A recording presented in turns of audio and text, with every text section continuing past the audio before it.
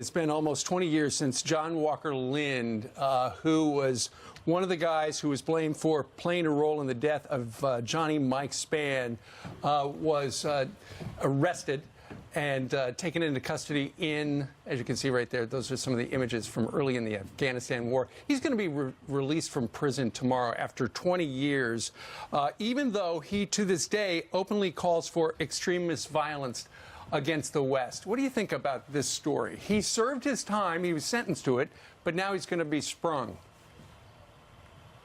Well, I don't think you can serve enough time for being a terrorist sympathizer, for going to Afghanistan to fight for the Taliban, for meeting Osama bin Laden, who allegedly thanked him for his service to jihad. But again, I think that the real point here is we've got this scum who is set to be released 2.5 years early, which is truly grotesque. But you don't hear Hillary Clinton talking about that or tweeting about that, yet she is perfectly comfortable talking about how grotesque it is that President Trump may be set to pardon our American warfighters, including Eddie Gallagher and Matt Goldstein.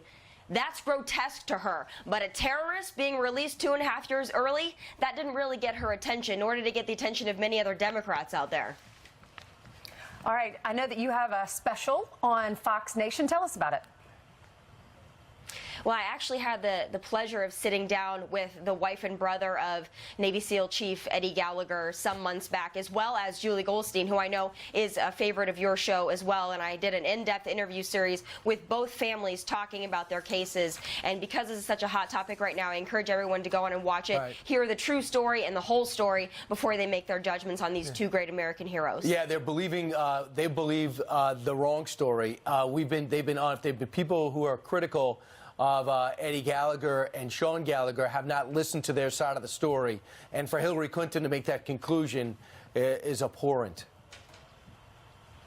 Well, it just shows where their priorities are. It's always been terrorists over American warfighters. Right. But thankfully, we have a president who believes the opposite, and he's going to fight for our American heroes. Right, and they're going to go to trial.